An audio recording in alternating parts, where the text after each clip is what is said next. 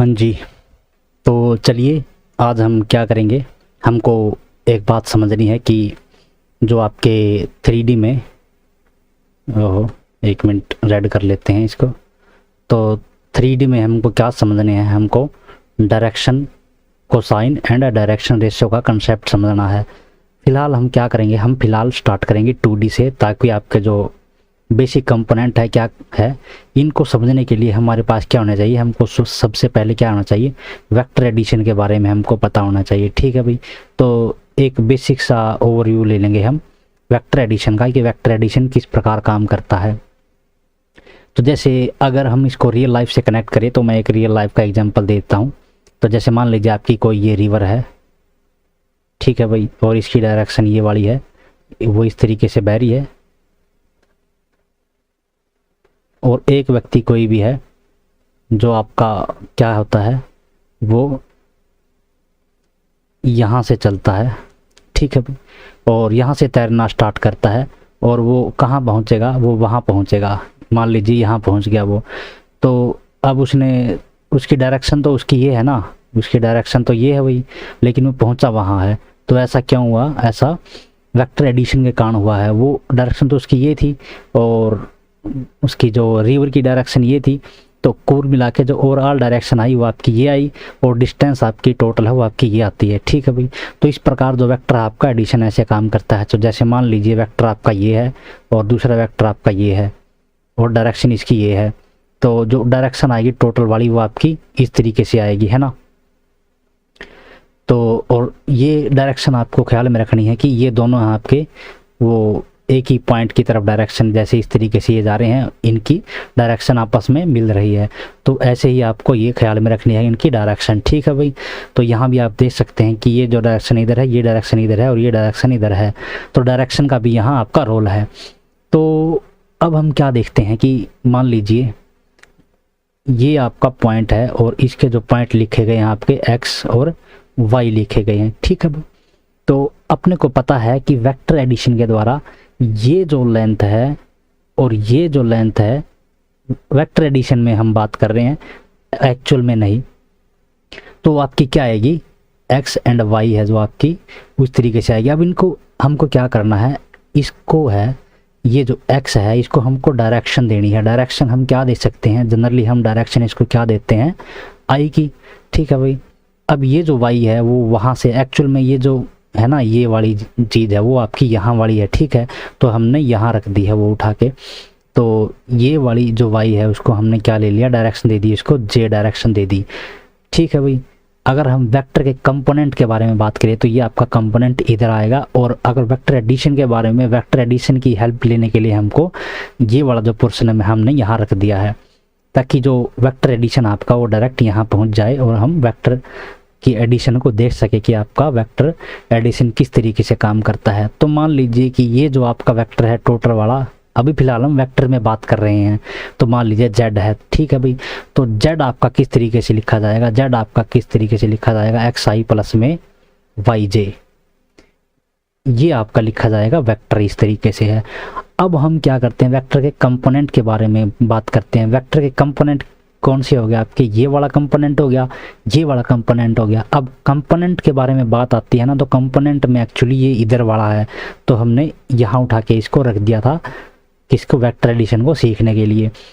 तो अब ये इधर है, ये इसके साथ एंगल बना रहा है ये वाला। ठीक है, तो अगर हम देखें कि अगर यहाँ से निकाले, ये जो राइट एंगल ट्रायंगल बन गई ना भाई, ये जो वाली है, ये इसमें कोस, और इसको अगर हम नाम दे दें, इस एंगल को अल्फ़ा, इसको हम बीटा नाम दे दें, तो कोस अल्फ़ा किसके इक्वल हो जाएगा, और ये आपका एक्स है, तो क्या होता है cos alpha base by hypotenuse. Hypotenuse मान लीजिए आपने जेड नोट किया था ना, तो जेड ही ले लेते हैं, चलिए जेड है, और कोस बीटा आपका क्या है, कोस बीटा आपका क्या आ जाएगा, वाई ओवर में जेड आ जाएगा। ओके, तो ये आ जाएंगे, और इनको अगर स्क्वायर करके ऐड करें तो आपका क्या आ जाएगा।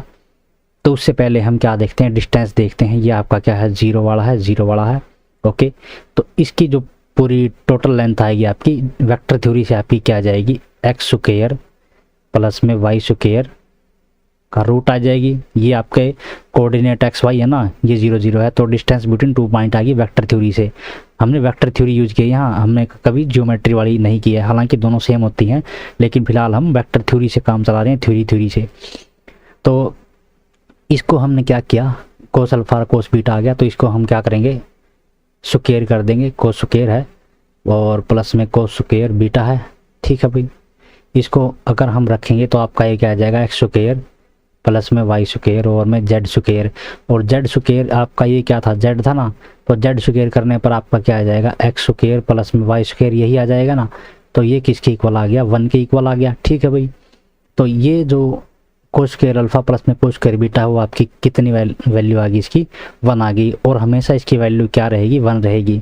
ठीक है भाई, तो इन ये जो वैल्यू अपनी आई है ना, इसको क्या बोला जाता है, इसको जियोमेट्री में इसको क्या बोला जाता है, डायरेक्शन कोसाइन बोला जाता है, इसको भी डायरेक्शन कोसाइन बोला जाता है। ठीक है भाई, और जो आपके एक्स आए हैं ना, उसको ये एक्स जो कंपोनेंट आए थे वेक्टर में, इसके जो कंपोनेंट कहलाए गए थे वो यहाँ क्या कहलाएंगे, आपके जियोमेट्री में आपके क्या कहलाएंगे, डायरेक्शन रेशियो कहलाएंगे।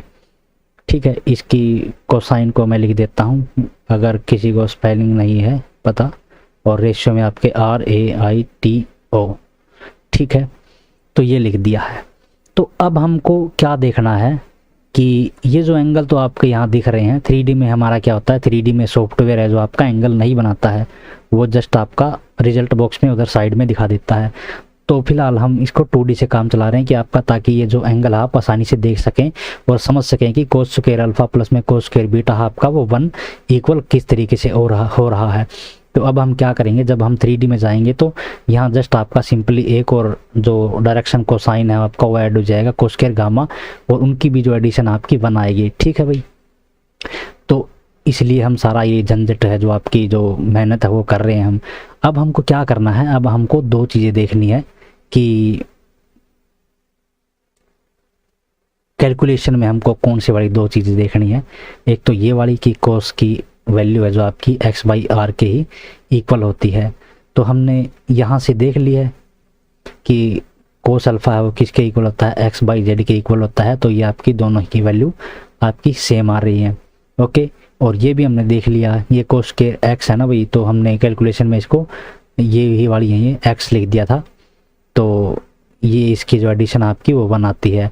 और यहाँ से हम अगर आप ओवरव्यू एक और चीज़ का देखना चाहते हैं, जो आपकी फेमस ट्रिग्नोमेट्री का आइडेंटिटी है, वो आपकी कौन सी वाली है, साइन स्क्वायर अल्फा प्लस में कोस स्क्वायर बीटा, वो भी आप यहाँ से डराइव कर सकते हैं किस तरीके से। तो जैसे मान लीजिए हमने देख लिया था कोस बीटा किसके इक्वल है, कोस बीटा आपका 90 माइनस अल्फ़ा के इक्वल है, तो ये आपका क्या आ जाएगा, कोस अल्फ़ा है वो किसके इक्वल हो जाएगा, साइन अल्फ़ा के इक्वल हो जाएगा, और साइन अल्फ़ा किसके इक्वल हो जाएगा, y/z के। तो यहाँ आपका सिंपली आपका क्या हो जाएगा, साइन स्क्वायर अल्फ़ा, और साइन स्क्वायर अल्फ़ा प्लस में कोस स्क्वायर अल्फ़ा किसके इक्वल हो जाएगा, 1 के इक्वल हो जाएगा। ये इस प्रकार था। तो चलिए अब हम क्या करते हैं, इसी चीज़ को एक्सपेंड करेंगे और 3D में देखेंगे। तो इसको हम साफ कर लेते हैं एक बार।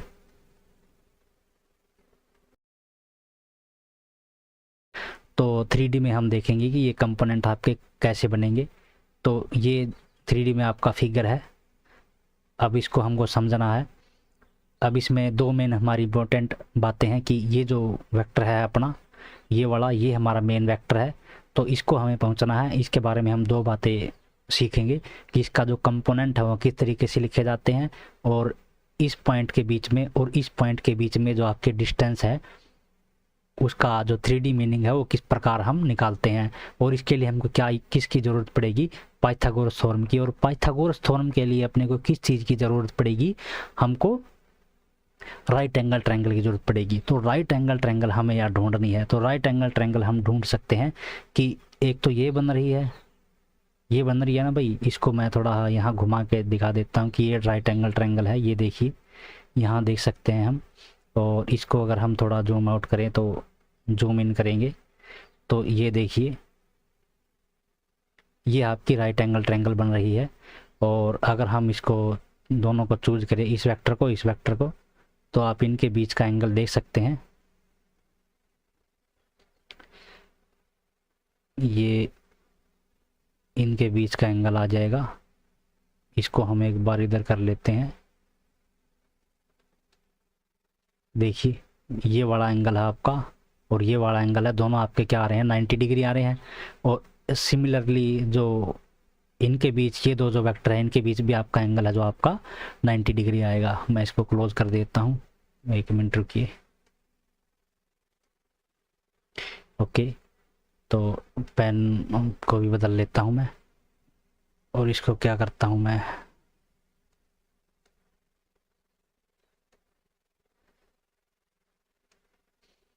ओके इतना काफ़ी है और इसको मैं साफ़ कर देता हूँ एक बार।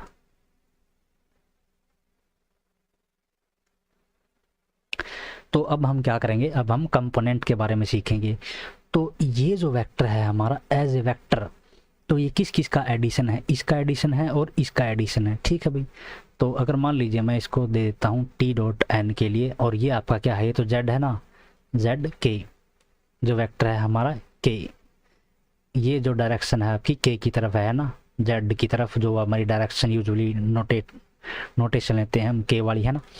तो अब इसका मेरे को पता नहीं है कि ये क्या आएगा क्या नहीं आएगा, ठीक है भाई। अब ये वाला है और ये वाला है, यहाँ से हम देख सकते हैं कि ये राइट एंगल ट्रायंगल बन गई, और इसका जो एडिशन आएगा एज ए वेक्टर देख रहे हैं हम फिलहाल, वो इसका एडिशन आएगा वो ये आएगा। तो यानी टी डॉट एन है जो आपका किसके इक्वल आएगा, वो आपका आएगा एक्स आई। अगर ये वाली जो लेंथ आपकी एक्स है और डायरेक्शन इसकी आई है, और ये वाली जो लेंथ आपकी वाई है और इसकी डायरेक्शन क्या है जे है, तो ये क्या आएगा एक्स आई प्लस में वाई जे, ये आ गया। ओके, और अब इसके डायरेक्शन में ये वाला है, तो ये जो वेक्टर आएगा, मान लीजिए ये वेक्टर आपका पी क्यू है, इसको हम डिनोट करते हैं पी क्यू से, तो ये आपका क्या आ जाएगा टी डॉट एन में था, एन आपका यहाँ क्या है यूनिट वेक्टर है यहाँ भी, तो जेड के, और यहाँ से इसकी वैल्यू हम रख सकते हैं, आपका ये क्या आ जाएगा आई कैप प्लस में वाई जे कैप प्लस में जेड के कैप, ठीक है। यहाँ जो आई जे के हैं आपके क्या है यूनिट वेक्टर हैं। तो इस प्रकार ये जो आपकी कंपोनेंट थे वो आपके इस प्रकार बनेंगे। तो अब हमको क्या देखना है कि जो पी क्यू की डिस्टेंस है वो आपकी किस तरीके से आती है। जैसे तो हमने मान लिया कि ये जो आपके वेक्टर हैं, सॉरी आपका कंपोनेंट और कोऑर्डिनेट कह सकते हैं इस पॉइंट के, ये क्यू है और ये आपका पी है, तो इसके कोऑर्डिनेट आपके ए बी सी हो गए। इसको एक बार साफ कर लेते हैं सबको। तो मान लीजिए इसके जो कोऑर्डिनेट आपके ए बी सी है, ठीक है, और इसके जो कोऑर्डिनेट है फिलहाल आपके 0 0 है, ये पॉइंट आपका क्यू है, ये पॉइंट आपका पी है, ठीक है भाई। तो अब अपने को पता है कि यहाँ पहुँचने के लिए इन दोनों की जो डिस्टेंस है आपकी इस राइट एंगल ट्रायंगल में किसकी होती है। मान लीजिए इसकी लेंथ हमने फिर दोबारा मान ली टी है, और ये जो लेंथ आपकी वो आपकी क्या है सी है ना, सी है भाई। यहाँ से देखिए इसका कंपोनेंट क्या है सी है ना, तो कंपोनेंट का मतलब क्या है कि यहाँ से यहाँ तक की जो डिस्टेंस आपकी इसकी ये जो कोऑर्डिनेट है, कोऑर्डिनेट का मतलब है कि इसकी जो प्रोजेक्शन है जेड एक्सिस पे आपकी क्या आएगी, वो सी के इक्वल आएगी, ठीक है भाई। प्रोजेक्शन का मतलब है कि अगर मैं यहाँ से और यहाँ जो परपेंडिकुलर डालूँ एक्स पे या वाई पे, वो आपकी कोऑर्डिनेट के ही इक्वल आएगी वो जो लेंथ आएगी, तो इसकी सी होगी। और तो अब इसकी जो लेंथ आएगी वो आपकी क्या आएगी टी स्क्वायर प्लस में सी स्क्वायर और स्क्वायर रूट। अब टी जो लेंथ है वो आपकी किस तरीके से निकाली जा सकती है, वो इस लेंथ से निकाली जा सकती है, सॉरी इस राइट एंगल ट्रायंगल से निकाली जा सकती है ना। और ये जो क्या है, ये आपका सिंपली एक्स का ही तो कोऑर्डिनेट है ना भाई। ओके, और ये वाला आपका क्या है, ये वाला भी तो आपका वाई ही कोऑर्डिनेट है भाई, वाई कोऑर्डिनेट ही तो है। और वाई कोऑर्डिनेट को क्या लिखेंगे हम, वाई कोऑर्डिनेट आपका यहाँ क्या है बी है, और यहाँ एक्स कोऑर्डिनेट आपका क्या है ए है, ठीक है भाई। अब वाई कोऑर्डिनेट को देख लेते हैं। एक्स तो आपका यहाँ से आपका डायरेक्ट दिख रहा है कि अगर हम यहाँ से, अगर मैं यहाँ से भाई 1 मिनट इसको दिखा देता हूँ मैं, अगर इसको और इस पॉइंट को ले और इसका क्लोजेस्ट पॉइंट निकालें, क्लोजेस्ट पॉइंट, तो आपका यहीं आ गया ना भाई। देखिए ये वाली आपकी 4 है, मान लीजिए यहाँ 4 रखी गई है और यहाँ आपका ए है, तो ये वाली जो आपकी लेंथ आएगी ना यहाँ से यहाँ तक, वो आपकी यही आएगी जो इसकी प्रोजेक्शन है, ये फिलहाल आपकी प्रोजेक्शन ही है। और ठीक वैसे ही आपकी वाई एक्सिस भी आएगी। अगर हम यहाँ से क्या करें, इस पॉइंट से अगर हम यहाँ ले, अगर यहाँ हम कोई भी वेक्टर बनाते हैं तो चलिए बनाते हैं, यहाँ वेक्टर बनाते हैं, 1 मिनट, यहाँ वेक्टर बना दिया हमने, ये वेक्टर हमने बना दिया। तो यहाँ से और यहाँ पे हम क्या करेंगे, एक क्लोजेस्ट पॉइंट लेंगे। ठीक है भाई, क्लोजेस्ट पॉइंट यहीं आ गया ना। तो ये सब के सब क्या हैं आपके, ये कोऑर्डिनेट पे ही जो आपका प्रोजेक्शन आएगी और उतनी ही आपकी डिस्टेंस होएगी इस पॉइंट पे। ठीक है भाई, तो अब हमको क्या करना है कि जस्ट सिंपली हम इसको एक बार यहाँ ले आते हैं दोबारा रीसेट पे, और ये हमारी ट्रायंगल थी तो इसको हम एक बार साफ़ कर लेते हैं। आप ये ख्याल में रखना कि आपका ये जो T square plus c square है आपका, इसको चलिए ऐसे ही कर लेते हैं हम। तो ये हमने क्या देख लिया था, यहाँ से इसकी वैल्यू आपके कोऑर्डिनेट के में क्या आ गई थी, वाई आ गई थी, और यहाँ आपकी क्या आ गई थी, बी आ गई थी। तो y की दिक्कत हमको हो रही थी कि y आपका b है या नहीं है, क्योंकि हमने ये y को यहाँ ले लिया ना, तो y को देखना चाहते थे हम, है ना। तो ये वाला और ये वाला सेम है, तो आप देख सकते हैं इनको। एक बार हम इसको क्या करते हैं, एक बार और रोटेट कर लेते हैं इसको। देखिए ये आपके बिल्कुल दोनों के दोनों यहाँ से देखिए ये लेंथ और ये लेंथ आपकी सेम है। ठीक है भाई, तो इसको जस्ट हमने यहाँ कॉपी करके यहीं लिख दिया है डायरेक्ट वाला। तो इसको एक बार फिर मैं दोबारा से रीसेट कर लेता हूँ और थोड़ा हाँ इसको जूमिंग कर लेता हूँ इसकी मैं। और अभी फ़िलहाल हम काम पे चलते हैं कि तो ये वाला था टी वाला, टी निकालना था हमको। तो ये क्या आ जाएगा, दी स्क्वायर प्लस दी स्क्वायर स्क्वायर रूट। ठीक है भाई, तो टी आपका क्या जाएगा, टी का स्क्वायर आपका किसके इक्वल हो जाएगा, ए स्क्वायर प्लस में बी का स्क्वायर आ जाएगा। ओके, और टी की वैल्यू यहाँ रखने पर आपकी जो टोटल वैल्यू आपकी वो क्या आ जाएगी, ए स्क्वायर प्लस में बी स्क्वायर प्लस में सी स्क्वायर। ये आपकी ओरिजिनल वैल्यू आ जाएगी किसकी, इस वेक्टर की। ठीक है भाई, अब हमको क्या करना है, एक बात और हमारी रहेगी कि फ़िलहाल तो ये हमारा जो पॉइंट था, जो इनिशियल पॉइंट था वो आपका क्या था, आपका 0 0 था। तो इसलिए हमें ऐसे कुछ करने की आवश्यकता नहीं पड़ी और डायरेक्ट ही आपकी जो लेंथ आएगी वो आपकी a square plus b square plus c square आ गई, डायरेक्ट कोऑर्डिनेट वाली, है ना। तो अगर मान लीजिए यहाँ कोई पॉइंट आपके होते कि A1 लगा लिया, A2 सॉरी B2 और A1 B1 एंड C1 मान लिया ये होते, तो आपका क्या आ जाता, जब सिंपली आपका अगर ये आपका A है और ये आपका A1 है, तो ये वाली लेंथ आपकी क्या आ जाती, A माइनस A1। और अगर हम यूजुअल नोटेशन लेते हैं जो आपकी बुक्स में है, तो यहाँ आपको क्या रखा हुआ मिला था x2 और यहाँ आपका क्या होता था, x1 होता था। ठीक है भाई, तो यही बात हम यहाँ क्या लिख सकते हैं, x2 माइनस x1। अगर आपको ज़्यादा कंफर्टेबल इसमें लगता है तो आप ये वाली नोटेशन यूज़ कर सकते हैं। तो यही लेंथ चाहिए थे ना भाई हमको, है ना। तो यही लेंथ आपकी क्या आ जाएगी, यहाँ x2 माइनस x1 आ जाएगी। और ठीक वैसे ही y में आपकी ये जो लेंथ आएगी वो आपकी क्या आ जाएगी, यूजुअल नोटेशन लेने के बाद y2 माइनस y1। और ऐसे ही आपकी क्या आ जाएगी, z2 माइनस z1। तो ये किसकी जगह रिप्लेस हुई है, ये इसकी जगह रिप्लेस होगी, है ना। तो यहाँ आ जाएगा x2 माइनस x1 का स्क्वायर और यहाँ आ जाएगा y का सीधा डायरेक्ट y2 माइनस y1 का स्क्वायर एंड प्लस में z2 माइनस z1 का स्क्वायर। ये आपकी डिस्टेंस थी किसमें, 3D में। वीडियो देखने के लिए धन्यवाद, थैंक यू। उम्मीद आपको समझ में आया होगा।